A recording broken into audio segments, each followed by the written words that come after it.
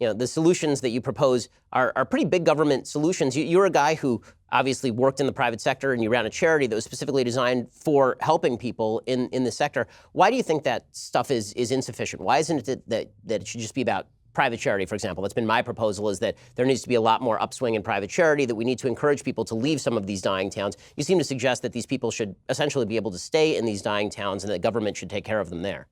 Well, I think there are several paths forward, but we have to choose one, and we have to figure out together. It's like, what is the path forward for many, many Americans? And the reason why I'm confident that we need to go bigger is that I was one of the most celebrated social entrepreneurs of the last number of years, where I started this multi-million-dollar organization, Venture for America, movie made about us, honored by the White House, and I realized that our efforts, as much as I was proud of them, were like pouring water into a bathtub that has a giant hole ripped in the bottom. Just the scale is all wrong.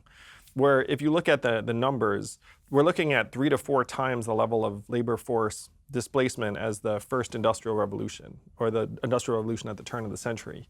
And so if you say, hey, charities are going to handle that, like, charities don't have the scale to address needs this big. And I know this because I've worked in that space, and I've hung out with the heads of foundations, and just the scale is wrong for the scope of the changes. So let's talk about the crisis itself. So the book, in particular the first half, is rather dystopian about kind of its description of the economy, particularly in certain parts. And you do make sort of a bifurcation between big cities, where you say the economy is growing, and some of the outlying rural areas where you say that it's not growing. What about the argument that the economy seems to be doing pretty well, that every time there's a technological change historically, there's been worker displacement, that there will be people left behind because that's just the nature of creative destruction, but that new jobs will be created in ways that we can't foresee right now? What makes you think that this time is sort of the cataclysm? Well, we will 100% create many, many new jobs that we can't predict. And the issue is that they're going to be for different people in different places with different skills than the people that are going to lose their jobs, are going to be able to take advantage of. And so if you look at a couple of big historical references, number one, the Industrial Revolution, which people generally refer to and say, hey, we've been through this before. The Industrial Revolution at the turn of the century included mass riots that killed dozens of Americans and caused billions of dollars worth of damage. We now have Labor Day as a national holiday because of those riots. We implemented universal high school in 1911, in part as a response to these problems. And Bain and McKinsey project that this time is going to be 3 to 4 times faster and larger than that industrial revolution in terms of displacement of workers. So even if you just rely upon history, you would expect a lot of violence and tumult and conflict. Number two, I studied economics in college, and according to economic theory, if you were to automate away 4 million manufacturing jobs, which we did, those workers would move, get retrained, reskilled, find new, higher productivity jobs, and all would be well. But when I dug into the numbers, it turns out that almost half of those workers left the workforce and never worked again. And of that group, about half filed for disability. And then you saw a surge in substance abuse and drug overdoses and suicides, none of which were in my economics textbook. It didn't say, hey, workers are going to go home, file for disability, and start dying at record levels. So if you look at that fact pattern, you say, okay, that's what happened when 4 million manufacturing workers lost their jobs. That's actually a much better sign of what's going to happen when the 3.5 million truckers and the 2.5 million call center workers and the over 10 million retail workers suffer from the same sort of displacement. Now, the conservative counter-argument to some of what you're talking about would be, right, all these people went on disability, but they were able to, meaning that a lot of people were able to find a social safety net. They've been reliant on that social safety net. That hasn't actually rebuilt the forms of social capital necessary to have functioning societies. You've seen people who are supported by the government largely, who are still getting addicted to drugs, people who are committing suicide at record rates, who are staying unemployed for years at a time, and who are staying in towns where presumably they really shouldn't be staying. I mean, there are 7 million unfilled jobs apparently in the United States right now, and there are a lot of people who are out of work, and people, as you mentioned in the book, are basically staying where they are. Is the incentive structure maybe misaligned because of government intervention into the system? It's a very interesting question. And one of the things that I found worrisome in the data was that Americans are migrating between states at multi-decade lows, which is a terrible sign for dynamism. And I love dynamism. I mean, I think people should be moving for work. It's very good. economically and culturally. It's something very optimistic about moving to another state for a new job. And so I would love to help more Americans do just that. And one of my policy proposals is that we pay moving expenses for Americans who want to move. Because to your point, there are a lot of Americans who are stuck in place because they're underwater on a mortgage, there are costs associated with a move that they can't manage.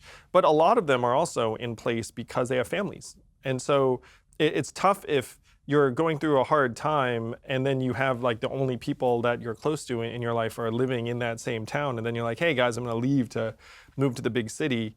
You're asking people in some ways to sacrifice what little they can rely upon in their lives. Yeah, I mean, and I think that that's sort of where I am, in the sense that I wonder if this is more about an American mentality shift that has to happen as opposed to government interventionism. So maybe we need to reinstall the sort of pioneer ethos that supposedly animated the United States in the first place. This idea, okay, you do have to pick up and you do have to move and you do have to make difficult decisions to better your economic life.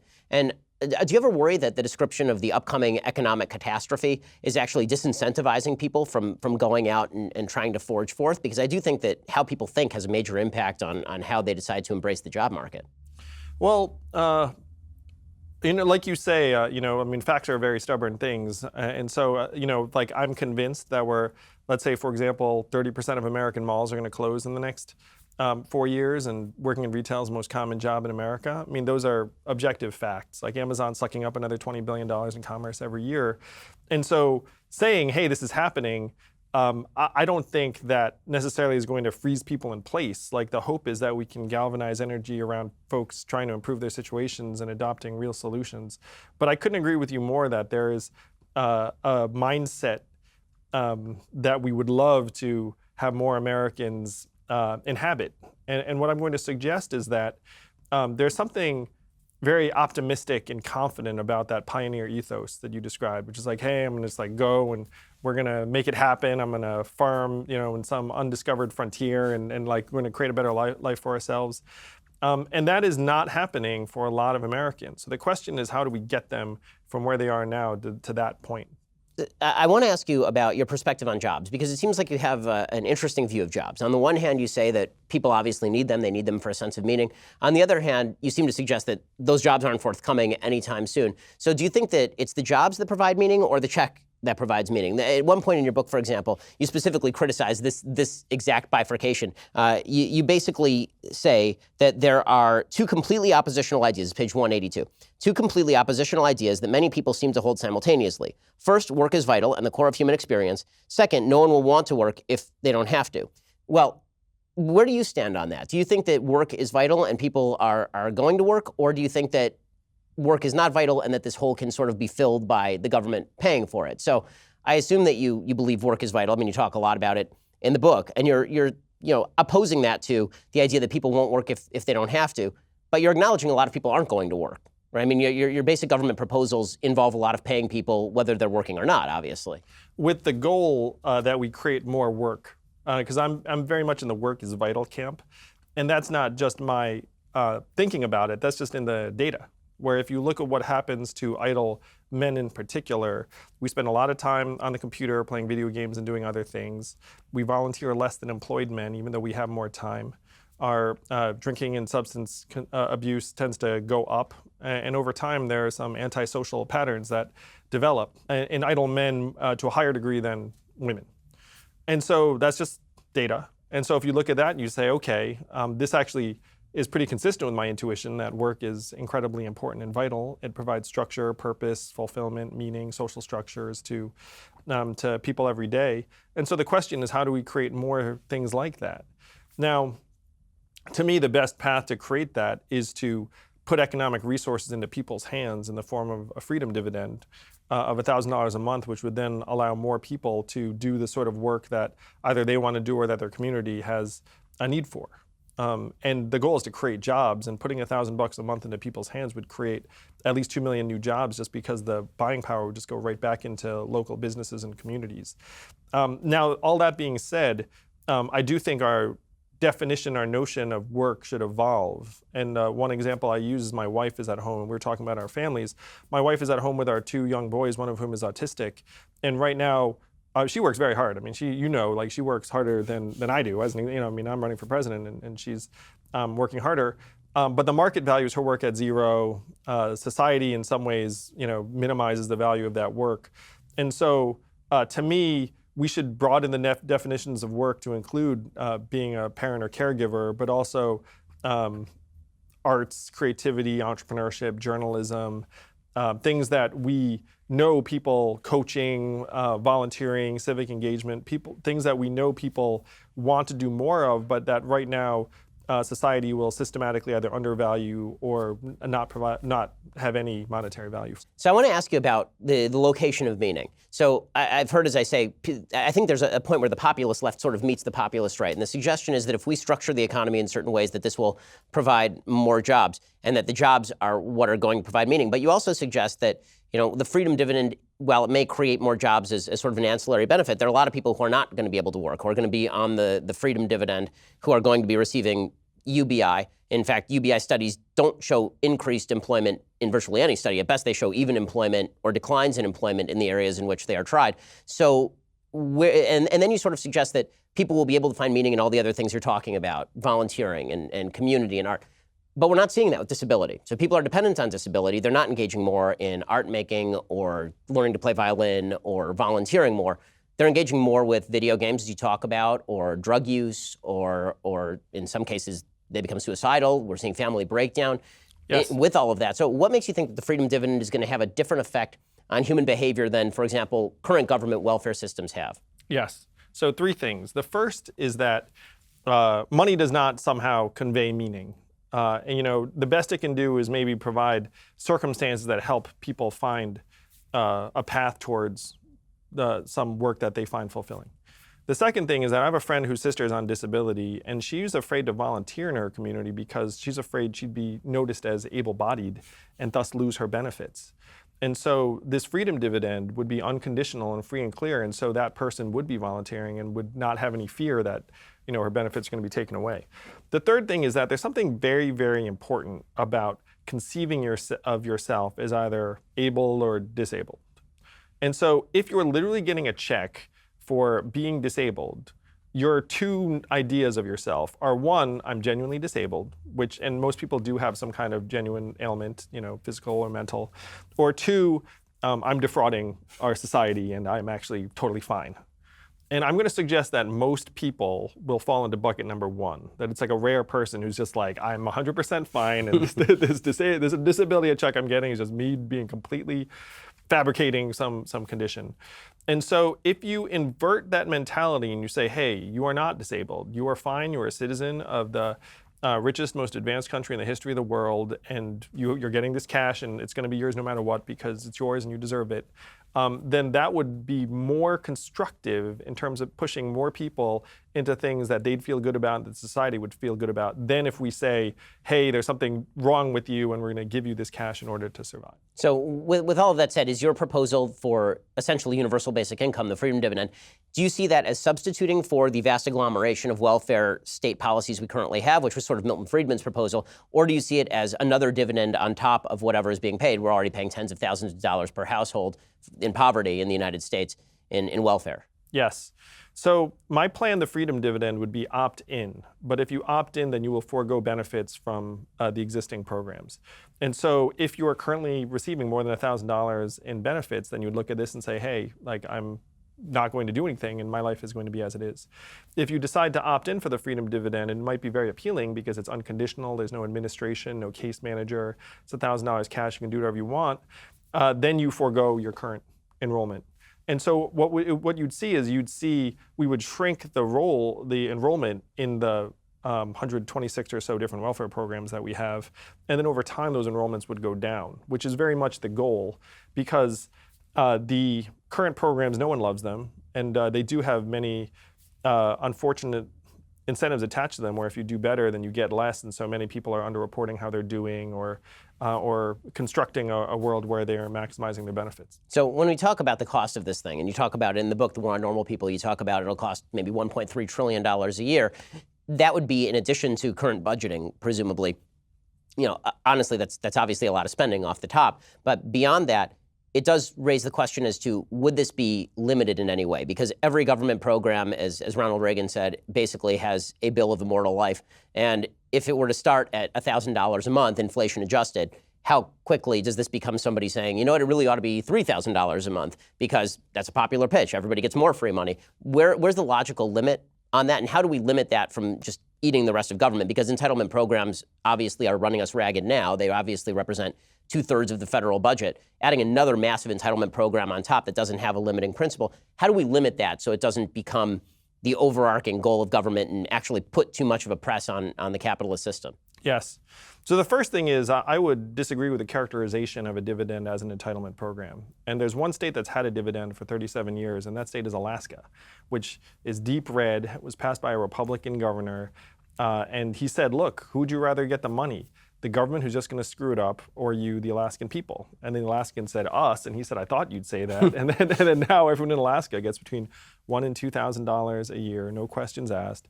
It's created thousands of jobs, it's improved children's health and nutrition. It's decreased income inequality. And here's the kicker. It's wildly popular in a deep red state that hates taxes because they see it's like, this is one of the few things the government gets right. Like, I actually get this dividend. It's great. I look forward to it. It's real. I can spend it. My kids get it. Like, life is better as a result. And so, like, it's different from an entitlement in both its structure and the way it's utilized. So that's big picture number one. Number two is right now you're right about the fact that our entitlement programs are creeping ever higher in terms of both proportion of the federal budget and the enrollments, where there are right now more Americans on disability than work in construction, as one example. And these trends are not going to abate, they're actually going to accelerate. So the question is whether we're going to try and restructure those programs to something that we can all embrace and get excited about that will actually help keep American families and communities strong instead of waiting for more and more people to get debilitated by, for example, an automation wave that's going to displace the significant proportion of the people that hold the most common jobs in the economy, which we're in the midst of right now. And so the question is, do you wait and say, okay, like, I guess we're going to have more and more people qualifying for these welfare programs that have very negative incentives attached to them, or are we going to own the reality and say, look, we get it, we're going to have this dividend, and then we're going to reverse the incentives of those programs over time. Now, to your question about like whether there's a logical limit, the reason why $1,000 a month is so magical is that it's enough to make a huge difference in the lives of individuals and families. It's going to help children's health and graduation rates and mental health, and kids will have a real chance to learn. Will reduce domestic violence, will reduce hospital visits. But it's not enough to be a labor replacement because $12,000 is below the US poverty line of $12,700. And so people are still going to have to work to prosper and have a life that anyone's going to be excited about. So my goal would be to put in this $1,000 dividend and then keep it at that level, but it's going to be up to, and this is a big leap, but we have to trust that future legislatures will be responsible with the fact that... Yeah, good luck to that. Well, but again, you can look at something like Alaska. They've had it for 37 years, and they've pegged it to a particular resource. And so what I'm suggesting is, what is the resource that we should peg this to? And the resource we should peg this to is technology, where we have artificial intelligence and self-driving cars and trucks coming. And Amazon, this trillion-dollar tech company that's sucking up $20 billion in commerce and causing 30% of malls and stores to close, they paid zero in federal taxes last year. And so what I'm going around saying is, like, look, that's not their fault. It's their job to pay as little tax as possible. But that means we've done a bad job designing a system if Amazon's paying less in federal taxes than you are, or he is. Or I mean, I wonder if that's true though, because the fact is that we focused a lot on production, but we focused very little in this conversation on consumption. And the fact is that when we talk about sort of this halcyon past where everybody was employed and people in the manufacturing industry were employed. Like you describe at one point the 1970s, and I want to read it because I think it's sort of telling and interesting. You say some economic problems existed, growth was uneven, and inflation periodically high, which might be a mild understatement. I mean, the 70s were not great economically, but income inequality was low. Jobs provided benefits, and mainstream businesses were the drivers of the economy. There were only 3 television networks, and in my house, we watched them on a TV with an antenna that we fiddled with to make the picture clearer. Now, I'm not nostalgic for a time where I had 3 channels on a TV where I had to fiddle with the antenna. there are obviously benefits and drawbacks to the economy, but the fact is that people are living significantly better on the average in the United States than they were in the 1970s, if only from the ability to consume more. I mean, the fact is that everybody has a microwave, everybody has a cell phone, everybody has a car. We're talking poverty line folks have these things. So when we talk about what Amazon is not paying, the fact is that Amazon not only is one of the bigger employers in the country, but Amazon is making legitimately millions of lives better on the consumption side. So are we focusing too much on the production side as opposed to the consumption side, especially considering that the number of people who are affected by consumption is 100%, and the number of people who are affected by lacks of production jobs are significantly lower than that? Well, it's one of the things that I say in the book, which is that if you have like this focus on consumption, like cheap stuff and access to apps on your smartphone are great, but they don't substitute for having a functioning Main Street or a job to go to. And so it's true that there are winners and losers in this economy. Unfortunately, right now, the losers outnumber the winners significantly by at least some measurements. And we talk about the 70s to now. Income growth has stagnated for many Americans from the 70s to now in real terms.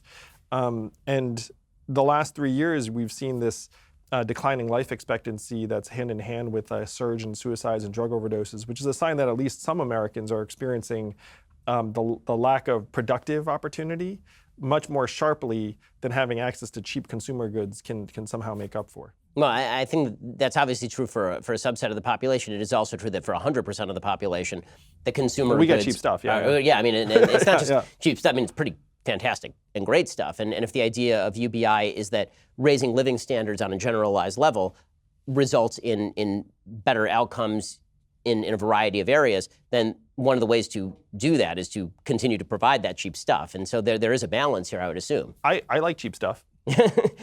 Facts don't care about your feelings, and it's a fact that The Ben Shapiro Show is the largest conservative podcast in the nation. Be sure to hit the subscribe button and stay up to date on all of our content.